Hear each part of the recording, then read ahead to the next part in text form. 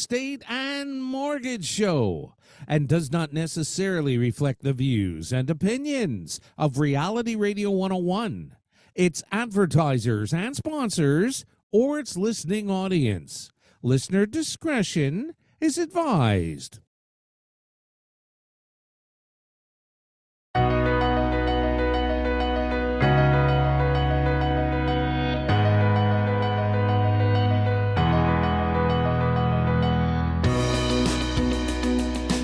Good morning and welcome to Your Home, Your Money with your hosts, Randy, Jackie, and Anthony, right here on Reality Radio 101. To get on board right now, send us an email. Our email address is onair@yourteam.pro.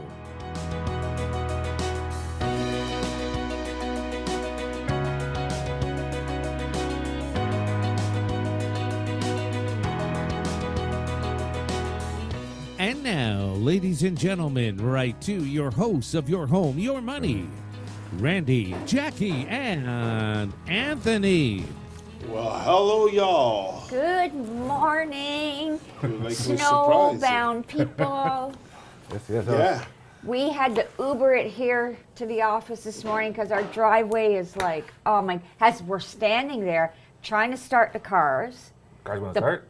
Oh no, I just No, mean we're it's starting like cleaning them. Yeah. The plow comes by and like, how can you do that when we're standing in our driveway? Was it supposed to stop? Back up. You see, it's a plow's pretty big. You can just take 2 steps backwards. Dude, you could be, because somebody is standing in their driveway, at least like shove the bottom of their snow up. Like, I don't know, come on, be You know what? They nice. put so much snow there. If Jackie was there, she'd be covered.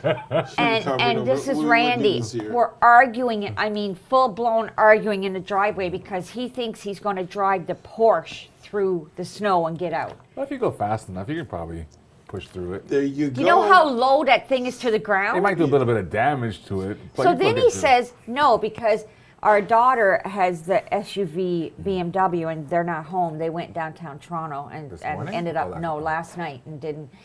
And I'm like, no, nothing's getting through this. The snow is like what we call packing snow. Oh yeah, It was hard. Because I got a snowblower and because of my snowblower, I'm pushing. It's turning off constantly because it's just too heavy. So Yeah, it was when I tried shoveling. I was like, "There's no Like, chance. honest? I'm gonna get stuck at the top of We're this." trying to leave and we're kind of late and he thinks he can shovel the driveway out. like- She's kind of late. I have a snowblower again. I did my driveway, but the snowblower can't get my porch. I even just do the porch was like maybe like I don't know, 3 by 3 meters.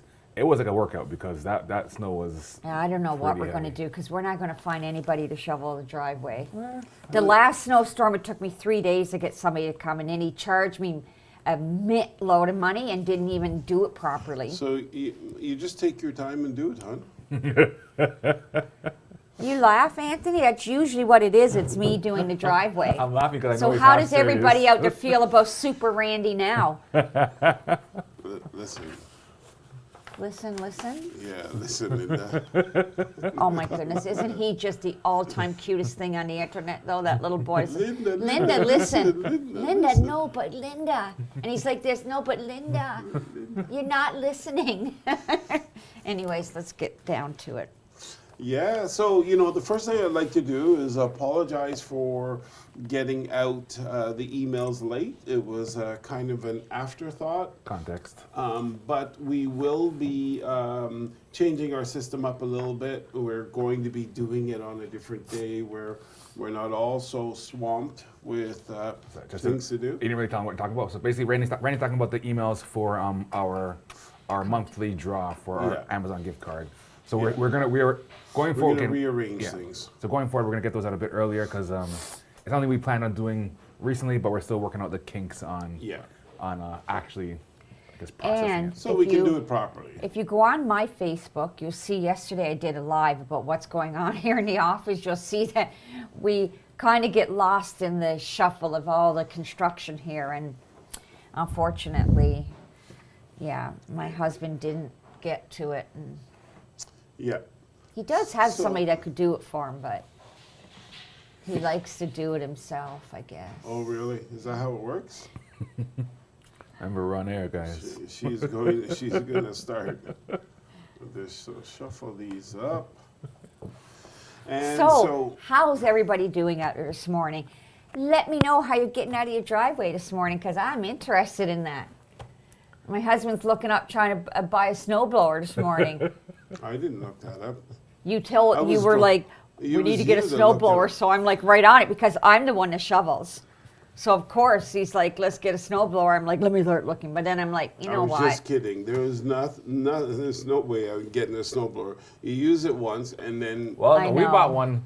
Oh, we got one ours this year, and I've used it like at least 4 times. Yeah, this year, yes. You use it probably 3 times a year. But then you got to make room for it, and it's not happening. Well, yeah, with your garage is already always ridiculous. So It's got all our Thank office you. stuff. It has all our office stuff in there that he's not going to use. you never know. As soon as you throw it, you're gonna need it. Do you see? Do you not see what's going on here? I can't really argue because I have my electronics little buckets all over the place. Randy has every tool known to man, but I don't know if he's ever used them. I think he still has the Bosch table saw in a box, maybe. No. Oh, you took it out? Okay, no. So you want to talk about real estate, or are you going to talk about tools? I want to trash you this morning. I'm just kidding. No, I don't mind. We can get on the trash. Before the trashing starts, I don't think we mentioned this. Just again, for all of our listeners out there, if you have any questions, any concerns, anything you want to talk about, anything you want to mention, feel free, please send us an email at onair@yourteam.pro. We're here to answer your questions. You can also see us live on YouTube. Just search for @yourteampros, and you should find us right there, that way. Yeppers, yepperdoodles. Yeah, so the real estate market seems to be heating up a little bit. It went nuts. How's everybody feeling about that? It's starting to pick up. There's multiple offers, lots of showings. It's happening. Spring is here, even though the snow is not really showing it. But Yeah. it did a big spike there in Yeah. surge in the real estate, which is looking good, thank goodness, because Wow, I don't like it. So when you say spike, you're talking like month over month type of thing, or? It went up $50,000, the average price from last month to this month. yeah, That's insane. and it's not. And spring doesn't really we were start until talking the end about of the February. show, what way can you earn $100,000? What better way than to have real estate, whatever. Last month, February, went up $50,000. Like, that's just insane. And it's not a good thing. People might think it's a good thing, the market is turning and that. We don't want such an active market. It's not good for buyers. It may be good for sellers, but sellers have to turn around and buy. It's a neutral. The only people that really win from that are the people who are selling and getting out of the marketplace. Now, is this across the board, or is this like? It's the average price, just the average yeah, price. I know. So like, with average can be a little bit, again, I know I get into the numbers all the time, but like, you could have had like maybe a bunch of $3 million homes sold, which could have brought the price a bit. So. True, but that wasn't necessarily what happened. It was a much more active marketplace.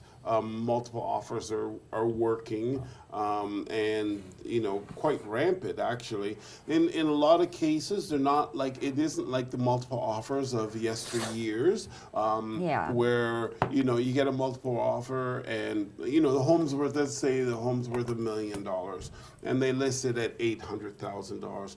And then they get multiple offers and sell it at 1.1. Yeah. That's what used to happen. Well, now it's listed at 800 and they get multiple offers and sell it at $1 million.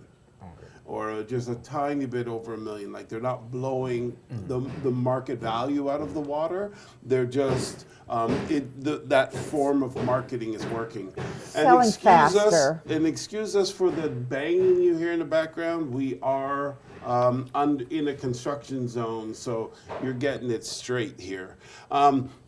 Why I say it's not good. So I also want to explain the dynamics of the market if I can, but did you guys want to do your ads first before I... Is it going to be like a half an hour rant? Okay, I'll do a quick one, and then you guys do your thing, and then we'll come back and because we'll we have go one through email that the came market. in through the week that Okay. we should, I think, is very Cool. interesting. So let me say this, is that the marketplace right now is really heating up and it's doing well. And the reason why it's not a good thing is that if you remember, Tiff Macklin put things on hold. And what happened when he put things on hold, people started saying, oh, I better get out and do my thing now. There was a lot more confidence in spending, and people are coming out of the woodwork. But remember, he doesn't want anybody to spend. But So can I if, jump in? Finish. if we're going to go around and we're going to spend, he's probably going to go on another series of rate hikes. So that's my concern there, why I don't really want to see things heating up again. Now, the problem with that is that any time that you artificially induce a market, Ooh, but remember, sorry, people. so anytime you artificially induce the marketplace, it actually will erupt in other ways at other times, and that's what we may be seeing here. You know, a lot of people put their hopes and dreams on hold, and they're just waiting for the opportunity to come back in. And sorry, it looks like that they have that stop you. opportunity. Go ahead. You're saying this is like 2 minutes, but like I guess my only kind of counter to that would be like, yes, he stopped the rate hikes, but the hikes are still there. So why now? Because he said he stopped, would people come in now? Like I'm saying, if they think the rates are wouldn't it be more likely that if the rates are gonna go higher, then you want to get in now before the rates go higher versus, because like once you're in for 5 years, right? So assuming you're gonna get a fixed mortgage, it doesn't really affect you what he does going forward. So why in your opinion would, because he said he's not gonna increase rates anymore now, have people buying more? Like that's Yeah, so for two reasons. One, like you said, one could be they're expecting that come, in the future, they're expecting more rate hikes. And I can pretty much tell you that anybody who's really following him pretty much knows that it's either we're going to stay flat or he's going to increase the rates. Yeah. So And he's not going to reduce. And they're saying with the prices of everything continuously climbing, they're probably going to do another one. They're probably going to have to. Well, the job market is too strong as well, and this is a big problem.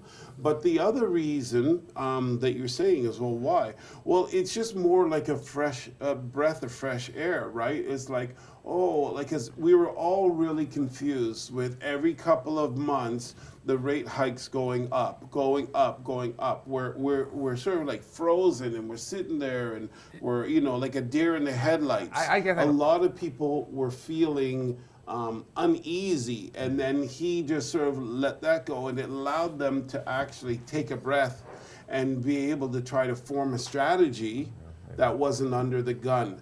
And so people came out of the woodwork that way.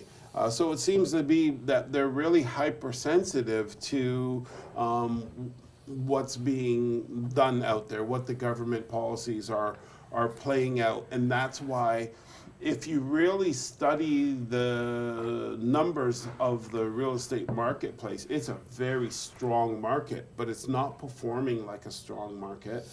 And that's because of the government policies suppressing and altering the confidence of consumers within the marketplace.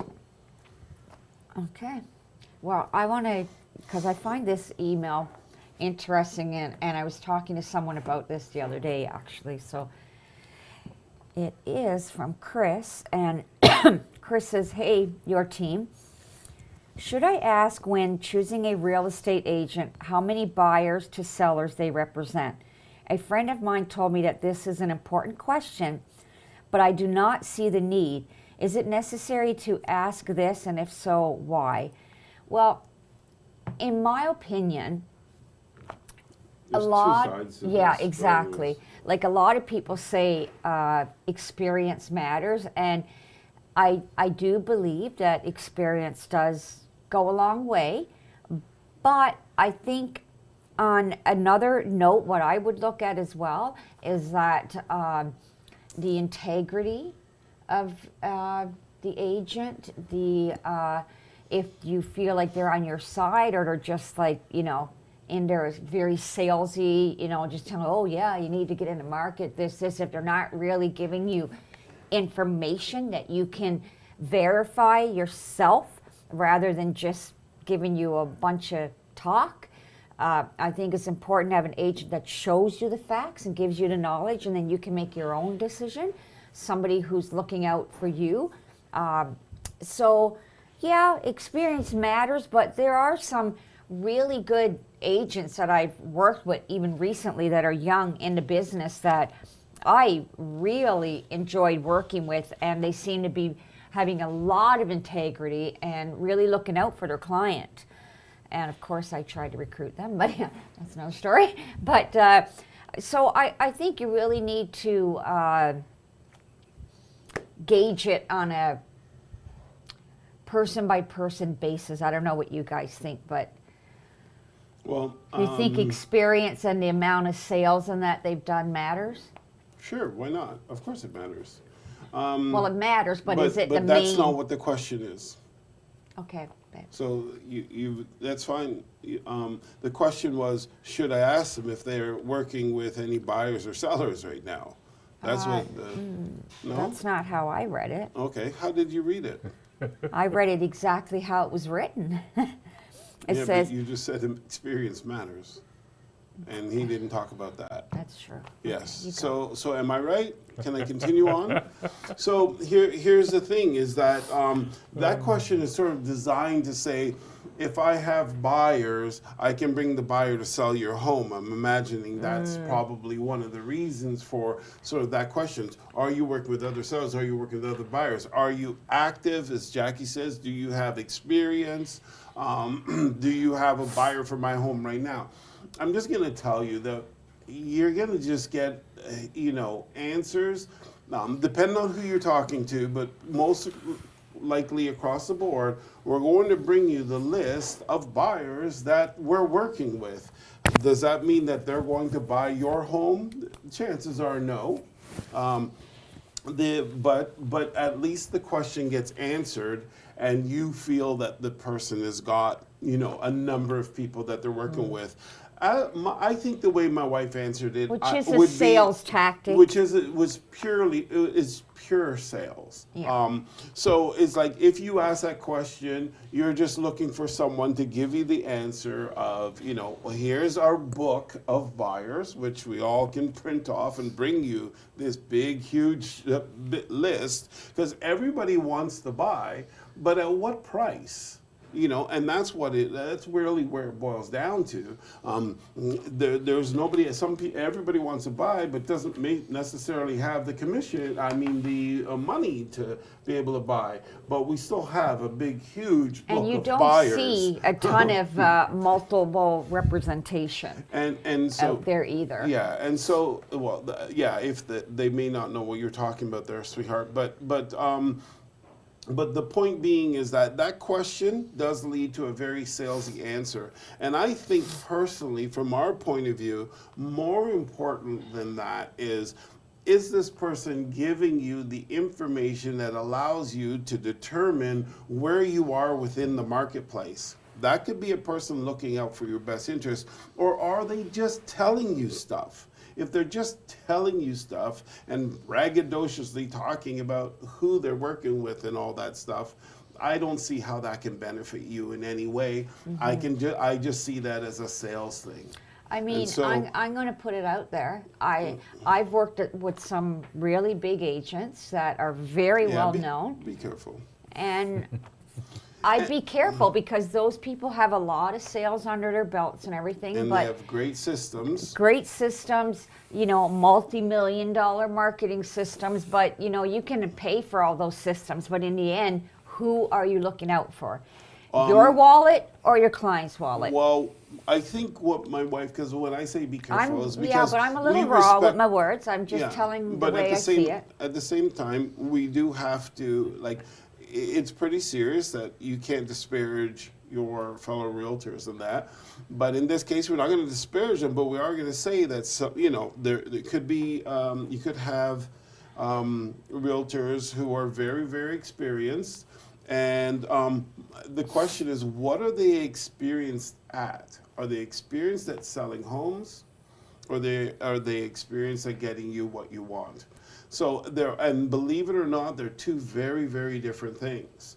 And so, one example, we won't mention names, whose wife was going on you just told me to be careful. Yeah, be careful. I'm being very careful here. Going in on an offer, her client puts in an offer. Client's willing to pay more money for the home. Second time around. The agent says, no, I'm not taking any more offers. That's it. I'm just selling it at this price. I'm going to get the offer sold. No, signed he now. said it was signed already, but No, it wasn't signed. He was going to get it signed. That was the whole. So she doesn't exactly remember this. He was going to get it signed right now, and she didn't. And she sort of pressed. No, my client would like to put in an offer and put in, a higher priced offer, and they wouldn't allow it. Now, this was a big realtor with great systems, but their systems is designed to sell homes, not necessarily get their sellers the most amount of money. And in our case, we would only work in favor of our client, even if it meant making 2 trips. And I begged and pleaded that agent to I really crawled down. Okay. So the point being is that what you'll want to do is, it's not, like my wife says, it's not all just about experience, even though we're probably just as experienced. I've been doing this since '88. It's more about, who do you think is going to look after your best interests, and they're not going to stop until you get the top dollar. I would be looking for that more so than. Sorry, I was jumping quickly. Yeah. I think kind of what we're getting at is, like, one is more a relationship driven, and one is more kind of automation driven, in terms of the automation will still end up getting the sale, but it's not as, maybe sometimes not as personalized sometimes, in terms of making sure that we're checking all the boxes for exactly what you need versus just getting the house sold. Yeah, and I think too, along with that too, Anthony, is well, one thing I was going to say was, I was talking to somebody the other day. Again, I guess I like to talk a lot to people, but and they were saying, you hold everything in your gut. Anything that happens in your life, you hold in your gut. And when they say trust your gut, she's like, that really means something. So honestly, like, how you feel when you're sitting there with that person, I think you really need to consider that. Does this person make you feel comfortable? Do you feel like you can trust this person? Sometimes you got to go on your instincts like that. But I mean, there is a lot of really good agents out there that I've really enjoyed working with, and I could sit there and say, wow, they're really looking out for their client, and I enjoy working with those kind of people. So you do. I think it's a lot of things you need to take into account. Maybe you want to check references before you hire somebody. Maybe you want to say, hey, can I talk to some people that you've worked with, or that sort of thing, that you can kind of get a gist of how people felt. Google reviews. But still, I would say, can I talk to some of the clients that you've worked with? That would be something that I would, because I would think those people would be quite honest with you, what their experience was like. I mean, it's like a job interview, right? Like, we're going out and we are interviewing to help you sell your home. So treat it like that. Mm-hmm. You would, if you were hiring somebody, you would check their past references. Maybe that's a good start, right? Yep, that's certainly one. I do believe in going a bit with the gut. I think you can see but there are people who get down to business, and that is wonderful too. And in some cases, some sellers don't necessarily care about the top dollar.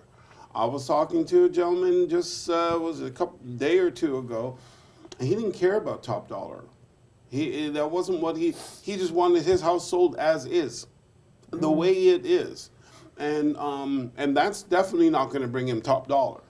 So it's like, so some people are looking for different things. And so basically saying he didn't want to go through all the extra stuff of fixing the house, staging it properly, all those things. Yeah, cleaning, decluttering. Like there's none of that mattered to him. It was all about convenience in that such a scenario. And some but people, that can cost you right? tens of thousands of dollars. Yeah, so, but it can also, for some people, the stress is greater. Yeah, no, I understand. So that's why, when you go out and you meet with someone, you have to determine what's important to them, right? Like, what is it that's important to them about selling their home. Do they want to go through that? I mean, as long as you give them the scenarios and they're able to make an educated decision, then I think that's a good thing. Yeah, so I honestly think you need, when you sit down in front of people, just gauge how you feel about that person. And that does say something. Yeah. Yeah. So you guys want to do your articles? Well, Anthony has a buzz? really interesting email there, Anthony. Well, it's the email is more not graphic, but like pictures. But basically, the email is from Tim. Subject line is the crew. He had 3 pictures. So for those of you who maybe jumping on a bit late, we're talking about the snow this morning and how I was pretty comfortable with my snowblower. Got it done fairly quickly, and Randy and Jackie were kind of arguing about the situation. So Tim sent some pictures for Jackie. Is basically in a jacket. Looks like they're looking at what the heck is my husband doing. Randy trying to push the car through the snow. Because he got stuck in the snow. And me just relaxing with my snowblower. Really, Anthony? Was that With what it your was? shirt Anthony off. is shirtless out there with a snowblower. Yeah, as I said, relaxing. Relaxing. You must be really relaxed if you're doing that. Well, I don't know. I used to have a neighbor who would come out dead winter, like snow on the ground, tank top, shorts. Are you and serious? just I think she's taking her kids ready for school, but she's just out there like it's summertime, just back and forth, back and forth. I'm watching her. I'm like, what is going on right now? But Randy used to be like that years ago. He would go was a long out, time shovel ago. snow. well, don't get me wrong. Like I don't. Like my winter jacket is pretty thin, but like it's pretty much I leave the house, I go to the car, right? But I'm not in like a tank top. Whoa, you should see the coat I got on this morning, and it goes down to my ankles, and it's a super puffer. I'm like, woo. All right, so I have a couple articles to kind of go through. Kind of jumping on what Randy was talking about before with the pricing. How again, when you go online and look for articles, or not look for articles, but look at what's happening with the real estate in the country, you're gonna get like a mixed bag. Like one article I have here says Toronto area home prices down 18% from last February.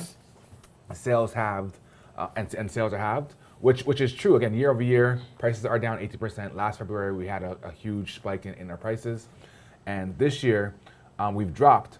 But again, as Randy was saying, though, even though we've gone down year over year, in the short term, we've actually gone up, I think it's around 1.1% for the month, which equates to around $50,000. We went from $1,038,000 up to $1,095,000 this month, which, as Randy was saying, it's a huge jump. Like, just imagine if what other way could you make $50,000 in 30 days, right? So it's to be blunt, it's madness, really, in terms of how much money, how much these houses have gone up. But again, at the same time, though, for those of us who got into the market last year, and if for any reason you have financial distress, you need to get out of the market right now, you're kind of sweating right now because you most likely have lost money unless you somehow avoided the multiple offers last February, which is highly unlikely. So, again, depending on where you're at, the situation can really vary. So, again, when you are looking for articles and looking what's happening, you have to really dig a bit deeper. Don't just go from the headline. Make sure, like this article is pretty good. It talks about both situations, about how we're down year over year, but month over month we are going up. So just be kind of wary with the things you're reading and try to get multiple views, because depending on what that person is trying to get across to you, it's gonna sometimes be back and forth. So just a bit of advice on that.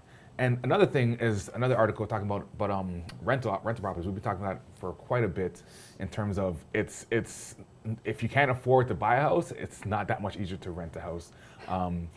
Again, even though prices are down, it's still crazy to try to get a place. So basically, the article here is picky landlords, unchecked demand, inflation. Toronto rental market is a perfect storm, and it's just talking about the pricing in terms of what it costs to rent a place. In January, they're saying it's up 20.8% from last year, which is again crazy. So house prices have dropped almost 20%, but if you want to rent, it's up 20%. So they're saying the pricing in I believe this is the Toronto area is around the average is $2,763. So yeah, it's not easy out there right now. So whether you're trying to buy, whether you're trying to rent, the cost of living, is it's going up. So we have to make sure we're kind of figuring things out, taking your time, and try to get in where you can get in. And again, it's just got to do what you got to do for now. Well, when you think about it, right, the prices of homes have gone up to buy them, so a lot of people can't buy. So hey, why not raise our rent? Because you don't have a choice but to rent some people. So it's a little tough out there right now. And people want you to have the qualifications to buy a home before they'll let you rent their home. Yeah. So Picky landlords, yeah. And the vacancy rate is below 2%. So I don't know if we've ever experienced anything like this in history, which just basically means that there are no rentals available on the marketplace. And if there is a rental, it gets filled very quickly. So homeowners, homeowners or apartment owners that do rental properties are experiencing next to zero vacancies. Yeah, because the issue is like, even if you want to buy a house, you can't afford to buy a house. You have no choice but to rent. So yeah, it could certainly feel that way. Yeah, it's a tough marketplace. It's a tough marketplace. It's not really fair, and this is part of the reason why really this is government induced. Don't forget. So first it starts with extremely low interest rates, making things very, very attractive. And then, but very low interest rates makes things very, very affordable. So then you get a bunch of people jumping in now because it's more affordable than ever, right? Because the rates are almost zero. So you've got the lowest rate possible. And then, so a lot of people go to buy. Then you get into COVID, people are stuck in their homes, and then they're like, so we need a bigger home. Johnny needs his own room and this and that. Now that we're together, we need to make a difference. And then you get people then selling their smaller home to buy a bigger home, and because the rates are so much cheaper, then it's actually costing them the same, or maybe in some cases even less, to buy that bigger home because the interest rate is so attractive. So they sell their own old home, get the bigger home, and sometimes move a little bit further away, so they get even a bigger home for their money, and they're paying less, and then the government sort of stops the whole game and says, okay, this is what we're going to do. We're going to make things extremely unaffordable, and bang, everything changes on a dime. So especially for the people who went variable, and it makes me very sad, the callous people, and I have some callous friends. They've got money, so they see this as well, that's too bad. They're dumbasses is what they say, and I'm like, well, that's not exactly true. This is really kind of unfair, and everybody says, well, you should have seen it coming and all this stuff. Just a bunch of really insensitive stuff, but I get it. But what happens is that the government then changed their mind, or the Bank of Canada, and make things super expensive. Everybody was sort of getting variable mortgages. Why were they getting variable mortgages? Because they put the stress test in, and getting a fixed mortgage with the stress test was just unbearable. So you went with the really low rate and did the variable mortgage. And that's why there was a big push on the variable mortgage. But the problem being is that then they turn around and raise the rates, and those people are subject to all those rate hikes. Yeah, and it's a tough time. I will tell you that. I have a lot of sympathy for the people who have went into the marketplace and went in on the variable, thinking that things would be good. Because don't forget, in history, variable rate has always been the lowest rate, and now it's the highest rate. So Tiff Macklin has totally flipped history on its head. Never mind, and you think people say, well, that could happen. Well, it's never happened before in history. Where they do a run like this with the rates so high, and it's never happened before in history where they turn around and have such insensitivity to the parties. And actually, we know that there's been high rates. You know, rates have been high, but they take time. They gradually move them up. They usually don't force them in such a small period of time. And this is where it becomes very difficult, because it doesn't give people the chance to get that second job or do what it needs to do to keep up with the all that increases. So it is pretty tough out there. I will say that, and I feel for everyone who got caught in the middle of this Bank of Canada quantitative easing and quantitative tightening game. And so, but we're here and we're stuck with it. Well, and we got to deal with it. It's a little bit of the worldly talk right now, because the real estate market is supposedly going to crash really hard, and probably one of the worst in the world, they're saying. So I think all eyes are on the Canada real estate market right now. Till February that so far. Yeah, I know. Okay. So you know, let's dig into that a little bit, because it sounds a little bit contradicting, because the market's doing very well. But guys, you got to remember something. We're walking into the spring market. So typically speaking, the spring market does go up. But with every time the market goes up, it also comes down. And that's what a normal adjustment is in the marketplace. What we saw last year and stuff were, you know, they were adjustments, but they were abnormal adjustments. What we're seeing this year versus last year would be called a market crash. And that's where we're at. But something to keep in mind. Right now, we're heading February, we're in March now. That's the ramp up. March, April, May is usually kind of the ramp up. And then the summer comes and it starts to turn over and starts to recline or adjust some of the increases that we had. So we are going to experience this. The question is that when we get to the summer and the full effects, because we would have been over a year, because remember the rate hike started last March. Yeah. So we're going to be over a year now of these hikes coming into play, and we're already seeing many more people missing their mortgage payments, many people missing their car payments, many businesses going under. We're starting to see all this stuff come in the economy, and we have spoken to several people, not one or two, several people who are in a position where their home is not affordable to them anymore, and the market has declined below what they actually owe on the home. And so these homes are going to be hitting the market, and when they do, these people aren't going to have a lot of choice in holding back. They're being forced to sell.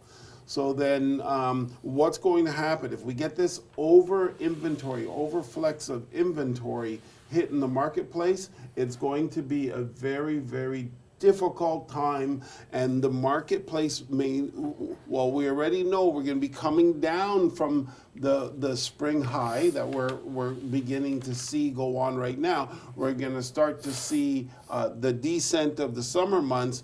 If it becomes an influx of inventory during a declining time, we may not come out of that.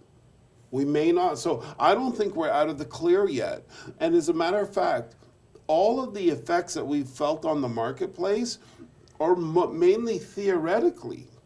Like we're talking about people who their mortgage payments have increased all this amount and all this amount, but they're not experiencing the real effect of the marketplace yet for any period of time. That's coming, you know. And then when your mortgage payment goes from $3,000 a month to $5,000 a month, and then the value of your house went from 1.4 to 1.1. And you're like, well, I owe 1.2 on it, and it's worth, because you put 200,000 and change down, and I owe 1.1. It's worth. What was I saying? It's worth. Let's say it's worth 1.1. I owe 1.2 on Sure. it, and my payments have gone to $5,000 a month. That's pretty discouraging. Looking a little dark. And then so what happens is those people will tend to jump out of the marketplace, and if we see that, that can cause a real horrible spiral. If you guys, and that this is the part that I'm a little bit concerned about. I don't think we're out of the woodworks yet, and the other part of it is what I'd like to say to those people, straight to those people: you need to weather the storm. Don't jump up. Don't even look at the value of your home. Because if they jump up, where are they going?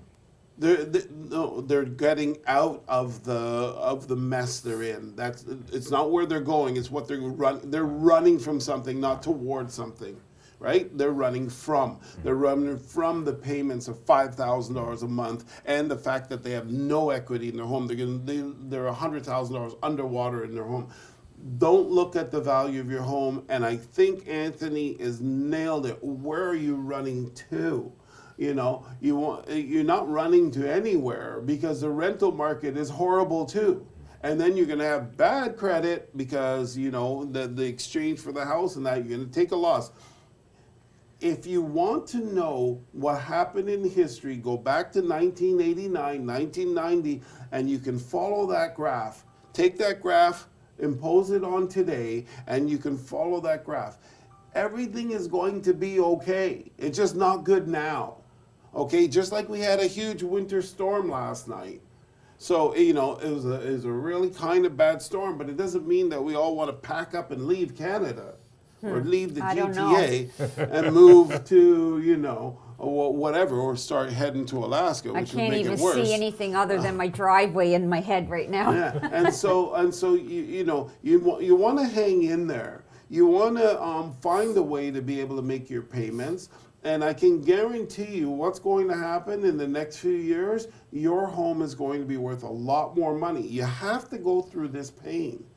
So, and I think Anthony hit it right on the head. Where are you going to go? You know what? Stick it out. Right now, well, like we said, and I believe that this is going to adjust anyways, but the market went up $50,000 last month. Like, where can you have an investment that will perform like this? And what I would say is it is a little bit negative right now.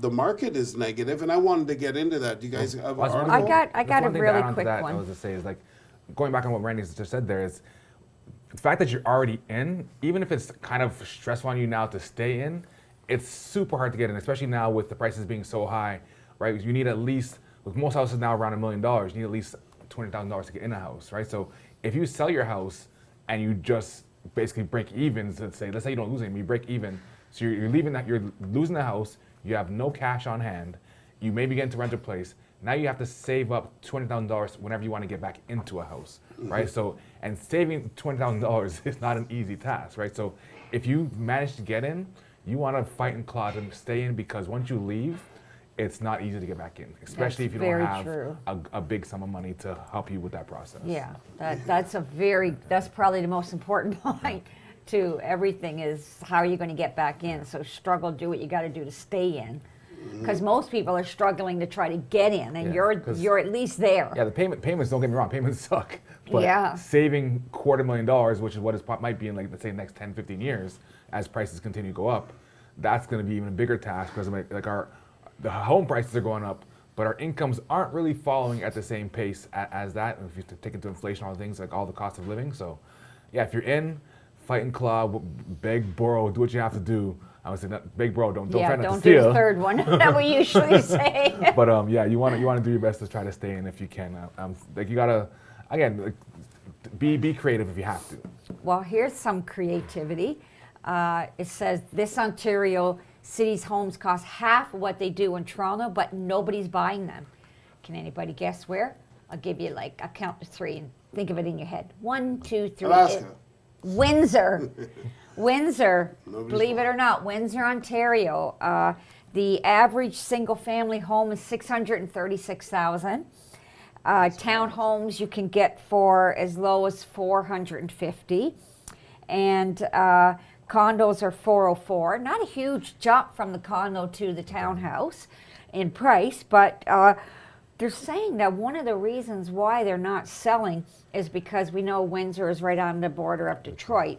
And in Detroit, there's what they call Motor City, which is the motorhomes and that, right? Like trailer. Is that why it's called that? I didn't know Yeah, that. and they say you can get in there for as low as 70,000. So someone who really can't afford the prices in Windsor can just go over the border and buy something for 70,000. But I don't know how easy that is, because when, like I said, take articles with a grain of salt, because you can't just go from Canada and buy a house in the U.S. as easy as that and live there, but be a resident of Canada. So illegal immigrant, you just become an illegal immigrant. yeah, I wouldn't even do but it I'm that just way. saying, I like wouldn't that, even like do it that that's way. What why I I would say do, articles. You got to kind if I of. was that close, I would just try to sneak across the border but get caught. Like, and if I sneak across and there's nobody to catch me, I'd sit there waving my hands to get caught, so that I could get, Feel you the know, other free benefits. dental, free phone, free accommodations and that.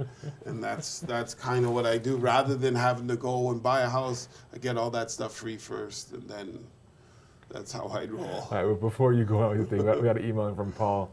Paul says, hello to the Real Estate Show team. I am a new listener to you. I'm also a new realtor from Louisville, Kentucky. I'm hoping to learn some things from you. Thank you. All right, well, thank you, Paul. Okay, well, Okay, I want thank to you. say on top of Paul, then you can do your little rant. I want to see more Canadians get out there and start watching the show, because I'm looking at our numbers and there's more U.S. residents that are watching our show than Canadians. So come on, get on board. Tell your friends, your family, tell everybody about us. Okay, so I just wanted to correct something, because what you said, there was some inaccuracies there. You said for me to go on my little rant. It's a big rant, okay? So just to correct that. Well, just so you know, you got 12 minutes and we still got to do the draw. So And we still got to do the draw. So, you know wanna what? do the Let's do the draw draw first? first. Yeah, then it's- And then let's do the draw first. I added all those already. We added everybody that came in. And Mike, you're on my screen. Okay, no problem. Okay, and we're about to flip it. Are you guys ready? The draw Can you for see it? $25. They can see it on $25 the- Amazon gift card. There you go. And we've started. Woo! I feel like I'm at the slots.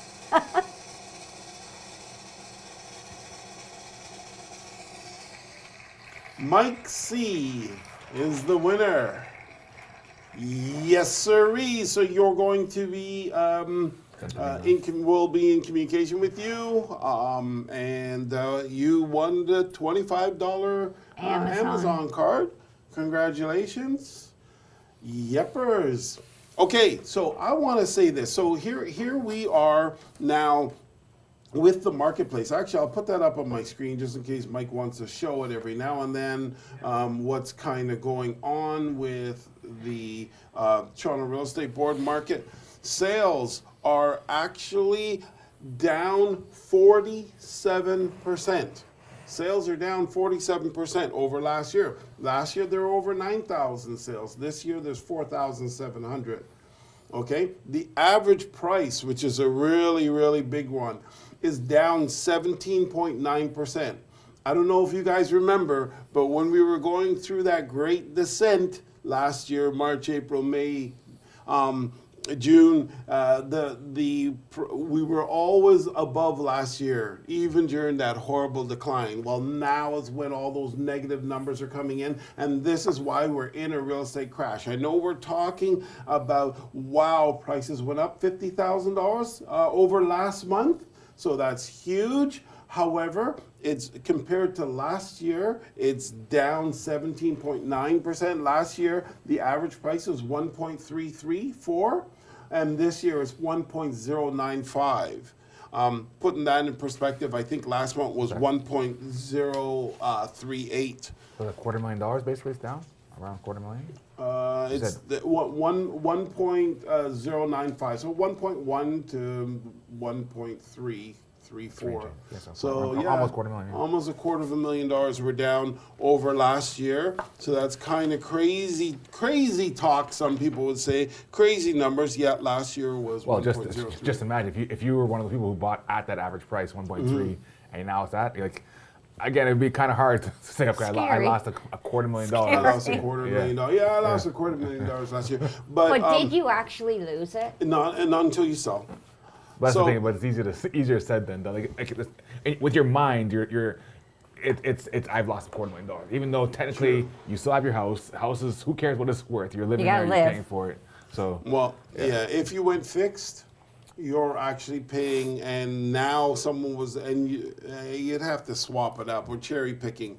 If you bought it fixed at the 1.338, you bought it fixed, and then now you buy variable at the 1.038, you're paying more for that house now than you would have then, but that's playing with the numbers a little bit.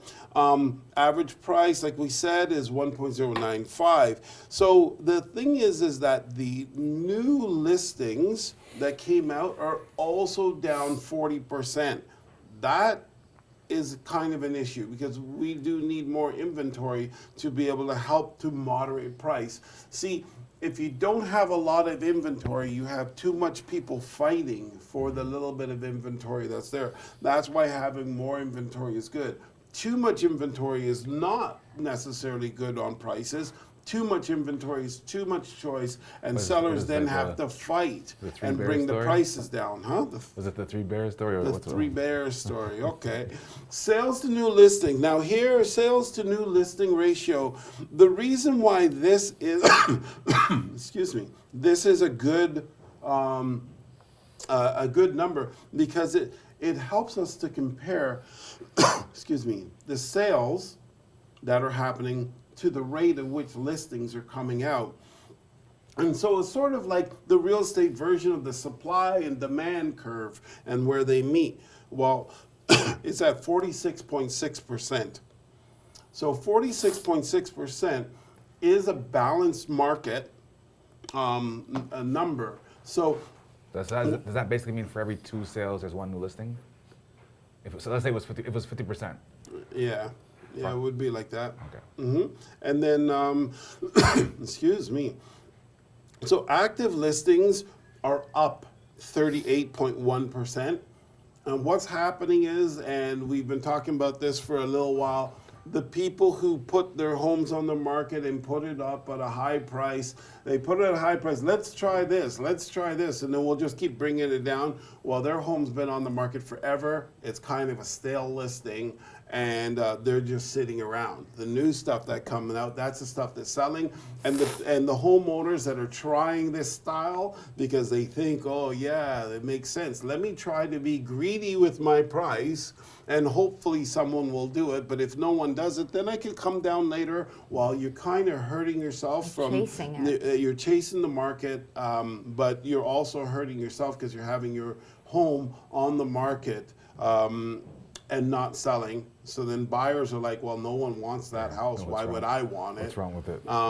And not only that, you're having people tromp through your home, and you're getting nowhere. And so there's a good portion of people who are just stuck there. The old listings are sitting, the new ones are selling, and they're selling quite well actually. Months of inventory is quite fascinating at 2.2. Months of inventory. That number is also something that helps us to sort of understand the pace at which the marketplace is moving.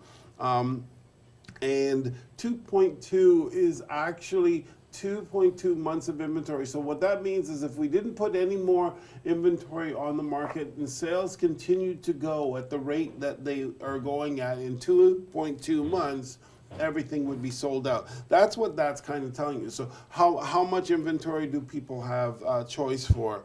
And that is in seller's market territory. So we need to get the 3 months of inventory to get into a balanced market.